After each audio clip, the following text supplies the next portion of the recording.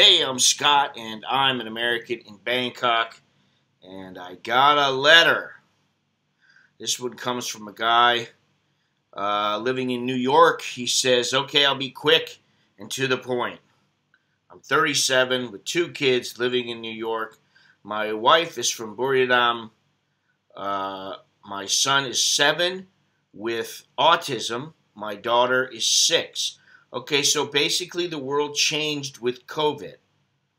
It also changed with 9/11. I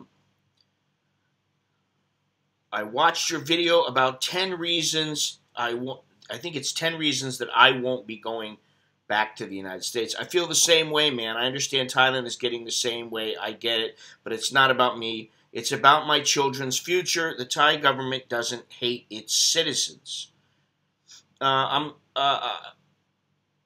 don't know if hate it would be the appropriate word, but there are certain people that feel a certain way about how the government treats their citizens here, but I'm not going to get into that too much. But okay, the Thai government doesn't hate its citizens. They are nationalistic, yes. They are mostly one race religion. Actually, yeah, okay, they're mostly Buddhists, but there are Muslims, there are Christians. So there are other races and religions, however, they seem to tolerate each other and get along for the most part. I don't want my daughter applying to a college/job/society that teaches communism, feminism, and racism. Yes, they hate Asians. Look up Asians sued Harvard. Also, the kids in Thailand all go to school in uniforms for the most part, are well behaved. The culture hasn't been subverted as far as I can tell, but tell me what you think about Thai schools. Oof. I'm just going to take this step by step. So you don't want your daughter applying to a college/job/society that teaches communism/feminism and racism. I don't know that the teaching is all going to come from the university. I think it has to come from at home as well as in school, but I understand your point there. Yeah, okay, I can see things are not quite the same as they used to be back in the United States. The mentality is not the same. The mindset is not the same. All the kids in Thailand go to school in uniforms for the most part. Yeah, okay, so I'm not sure, how important that is. I mean, I guess it prevents them from wearing baggy pants, hanging down around their ass with their underwear showing and those kind of things. Yeah, I can get that. And my kids, they always wore their uniforms, and they have different uniforms, so it's not like they're wearing the same ones every day. I think that's good, but I don't think it's a reason to move here. For the most part, they are well behaved. Yes, they are. I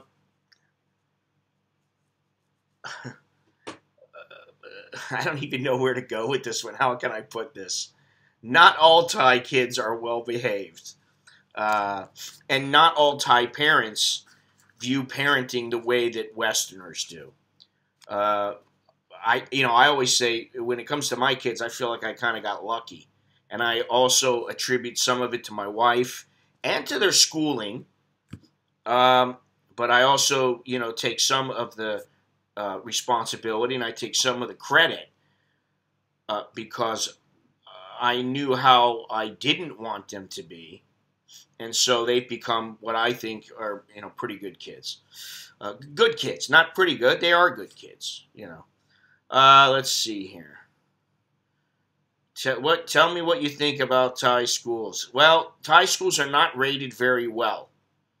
And my kids went to a private school, or they're going to. One of them is in a private high school. The other one is in a private university. It's not to say that if you go to a public school here, you can't get a decent education. The people can't come out with good heads on their shoulders and thinking in the right way, I guess, or in a way that benefits society and allows them to think for themselves. However, uh, many of the public schools are far beneath the standard of, say, in the United States or places in Europe, like the UK and that kind of thing. So, when it comes to the schooling here, again, I definitely wouldn't move here for the schools. My wife's family is different than mine. My son, I would not have to worry. My wife's family is different than mine. My son, I would not have to worry if I die. Everyone looks out for each other. Okay. I don't want him ending up in a state-run home when I'm dead. Well, that is something, when it comes to Thailand, for the most part, the families are pretty good about, if it's a good family, you probably don't have anything to worry about. And that's a good thing. Just like I know if something were to happen to me, my kids would be well taken care of. So I'm happy about that, and I can understand how you feel. Everyone looks out for each other. We all know who takes those jobs, not the cream of the crop. So my plan is to improve on my wife's family little store. I think I would be careful about that, but put money into other business. I know, Jesus Christ, dude. I don't want to harp on the spelling and the grammar and all that, but like you write these run-on sentences, again, it really bothers me. You write sentences that just go on and on and on. You don't capitalize like you don't capitalize, the beginning of sentences and things like that. It makes it difficult for me to read and, trying to figure these things out. And, you're leaving out words and it's like, don't you use a spell check or don't you go back and review it after you're done? This is the guy who called me a curmudgeon. You wonder why I'm a curmudgeon? Because, it's like, what happened to writing a proper letter? Jesus criminy, man. Everyone looks out for each other. I don't want him ending up in state run. We all know, blah, blah, blah. So my plan improves my plan of time. Okay, put money into here's what I'm talking about. Put money into other business. I know I can't work a blue-collar job. Period. Which sucks, but I understand Thailand is looking out for their, THERE, for their people. Be nice if USA did that, but whatever. You're saying Thailand is looking out for their people. I don't think that the Thai government looks out for their people as much as you may think, and, loves their people as much as you may think. At least this is my opinion. On a personal level, on an interpersonal level, I think that the Thais look out for each other. And I think that's a good thing. And I think there is a sense of community, which maybe there is not that in the United States. I've been gone for so long now, not living in the United States now, I've kind of forgotten about some of it. But I don't think I've ever seen the sense of community in the United States, anywhere I lived, like I see in Thailand. So, that's a good thing. Yes, okay. Her brother is a mechanic. Maybe get a shop going. I understand visas are changing, but would love to do 6 months in the U.S., make $80,000 to $100,000, come to Thailand 6 months. If you're making $80,000 to $100,000 in the United States for 6 months, why not just work a couple more years and absolutely minimize your expenses and sock away a couple $100,000? Maybe you've already done this, I don't know, but sock away a few $100,000 and then consider coming over here. I was thinking about renting my house, but looks like the laws will be anti-landlord very soon in the United States. I don't know what this means. Anti-landlord? As far as I know, and I don't know, it says New York. As far as I know, why can't you rent out your house? So, anti-landlord, I don't know anything about that. I don't know what you're talking about. I would not say it's going to be this way until they actually put it into law. I wouldn't worry about it. So, why not rent your house out? Try to rent your house out, and then, when you get to that bridge, you can cross it. I don't know. I don't know what you're talking about. I understand Farang, first of all, why don't you just say foreigner, please? I understand Farang can't own land, but maybe if it's a corporation with my wife, or could buy in Thailand, or my wife's name, buy near a college or something, rent out to students. Dude, uh, I was thinking about renting out my hospital. I understand Frank can't own land, but maybe if it's a corporation with my wife, or could buy in Thailand, or my wife. There's all kinds of ways that you can do these things. However, it sounds to me like you really don't have a grasp of what you can do here at all. I mean, like, you have very little knowledge of what you can do here. I think you need a little more experience here. I think, why not come here on a tourist visa and give it some time? Come here for 6 months or a year. Come here on your marriage visa for 6 months or a year. Figure things out and then see if maybe you can get something going, or you see some openings, you see some opportunities. That's my suggestion right from the get-go. But, okay, let me continue here. Because, yeah, you can set something up where you got a company set up and you're like the director or something like that, but you're not going to be able to, like, be a mechanic in a shop. That's not going to happen, but you could be the director of a company. There are ways around everything here. I understand, but it's a corporation with my wife, or my wife's name, buy near a college or something, rent out to students. How much money do you think you're going to be making? I mean, you're going to have to shell out a hell of a lot of money for a piece of land. And then either you're going to buy something that's already existing, or you're going to have to make something yourself where you can rent these out to, like some condos or some small apartments to students. I don't know exactly what you're talking about. Are you talking about buying a condo? How much money do you think you're going to make off of like one condo? I understand if maybe, you get lucky, you find a piece of land, you build a really cheap place, and it's near, near a university or something like that. But how much do you think university students are paying? They're not paying top dollars. So you're going to have to figure all that out. That's not so easy to do. It's going to take time. And it's going to take a hell of a lot of planning. That's why I don't know what your abilities are and what your strong points are, what your background is education-wise and these kind of things, and how much money you have, which is always, important. Or a small commercial property, I don't know. Now, when you say a small commercial property, now, that could be a couple $100,000. So if you have that money, I would say it would be better served to use it for another reason, to try doing something else. Like, you said, oh, maybe we can help my wife's family store. Maybe you can work something out where you build your own little store and you help them. I don't know. There's a million different ways to make it here.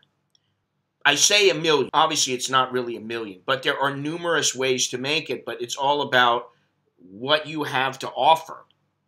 Because your desire to live here doesn't necessarily mean you're going to be able to. Now, you do have a wife and you have children, and that's important. I mean, you can stay on a marriage visa, but you're going to need to show the money. Show me the money. That's what it's about. Not only here, but everywhere. Would steady income from Thailand rentals count for my visa? No. Now, the exception, I guess the exception would be, and I'm not sure how this would work, you set up a company here in Thailand that is a part of a company in the United States, so you are getting paid effectively your salary from the United States. That money from the United States comes over to Thailand. However, again, since you're asking this, I'm going to say, if you are thinking about this steady income coming from rentals for your visa, I'm going to say you don't have much money. I'm going to say you probably don't have a few $100,000. Because if you did, you would probably put the $400,000 in and you wouldn't worry about the month to month. There's, like I said, there are so many different ways to approach this. I can't give you one concrete answer. Anyway, give me a no bullshit take if you get time. Well, this is my no bullshit take. Enjoy your streams. Goddamn, all the guys ask you about is getting laid, LOL, and women. I gotta say, I do say that a lot. However, I understand it because you know why? If you're single or you're divorced and newly single, or you know you were divorced a couple of years ago, whatever it may be, if you're sans woman, um, then you know generally guys want to be with women. You know, if they got any desire left in them, they want to be with women. So that's why they're thinking about women. And, you know, Thai women can be very attractive, alluring, etc., etc., etc. I don't know who they are, but I'm guessing middle-aged, divorced, and never partied and got laid when they were younger. I would say that some of them are middle-aged, divorced, or maybe they've recently lost their loved one or whatever it might be. And I wouldn't say that that the people who I have on my streams and on my and that make comments and watch my videos never partied or got laid when they were younger. I would not say that. And the reason is because I know several people, and I've known many over the years, who they were fine back in the United States. They wanted more. They wanted something different. And that's generally why people move away from their home country. They want something more. They want something new. They want something exciting. And what's more exciting than moving to a foreign country and having an exotic Thai woman who does not carry herself in the same manner as many Western women, and who does not deal with problems the same way as Western women. You know, she may whip out a knife and give the dick to the duck. I don't know. It depends. But, you know, they're different. That's the point. Men are constantly thinking about, hey, you know, there's somebody different over there, and I can have a different life, and I want a little bit of a change. I want something new, exciting. What's that? Exciting and new, you know? Climb aboard. We're expecting you. The Love Boat. But anyway, listen, you know, let me close this out here and tell you, you know, give you the whole summary real quick. I wouldn't come over here with a family unless you have a fair amount of money socked away. And by a fair amount of money, I mean enough to pay your bills for like 2 years, 3 years. And additionally, have money to set yourself up with some kind of money-making venture if you don't have money coming in.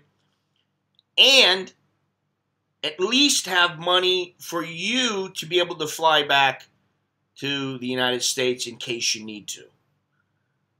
Because, you know, once you have a family, everything is different, and you've got 2 kids. I'm sure you know this already. If I were you, I wouldn't look at it as, I'm definitely moving to Thailand. I would look at it as, and I'm going to assume you've been here since you are married to a Thai woman. I'm going to assume you've been here at least once or twice or 10 times, whatever. But you need to really learn some of these ins and outs here more, because if you're asking me these questions you don't know about, you know, you wouldn't be asking them if you knew about these things.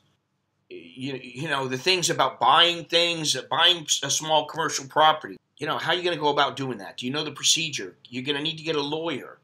Okay, where are you going to go? Do you know everything you need? I mean, you're going to need to really do your research, and you're not going to get it all from me. I can tell you that. I can give you the broad strokes, which is what I've done here. You know, yeah, you can set up some corporation or whatever, and maybe, you know, you can go ahead and lease a piece of land. Now, what are you going to do with it? You know, and how long do you plan on staying here? Are you going to stay here the rest of your life? Are you sure you want to bring your kids over here and put them in a school here? And do you have the money to pay for a private school? These are all you know, good questions that you need to ask yourself. So really, that's about all I can say without knowing more. But thank you for writing, and that's all I have. So until next time, I'm Scott. I'm an American in Bangkok. Chok di la Jerken Mai. If you'd be so kind, please leave the thumbs up. Click the thumbs up, and if you are not subscribed already, please subscribe. Consider subscribing. Consider clicking that notification bell. And if you want to help support the channel, there's a host of ways down in the description, or you can just keep watching. Visit my website at americaninbangkok.com. All right, until next time, Chok Day, Jerken Mai.